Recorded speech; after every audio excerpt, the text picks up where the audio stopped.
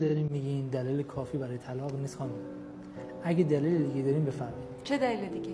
شوهرتون معتاد باشه، کتکتون بزنه، خرجی نده. نه خیر، ایشون نه معتاده نه مشکلی داره، خیلی هم آدم خوب و سالمیه. پس برای چی میخواد طلاق بگیره؟ برای اینکه ایشون نمیخواد با من بیاد. همین الان ایشون بگه میاد، من همین الان رضایت میدم، دیگه دادخواستمو پس میگیرم. حاضری بیای؟ نه خیر من حاضر نیستم.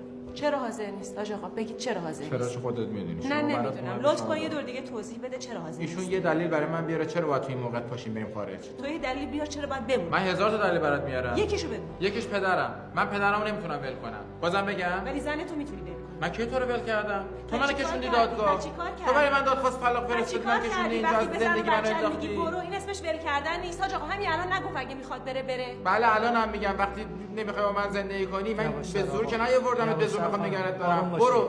یه روز اومدی با من می‌خواستی زندگی کنی، امروز نمیخوای زندگی کنی.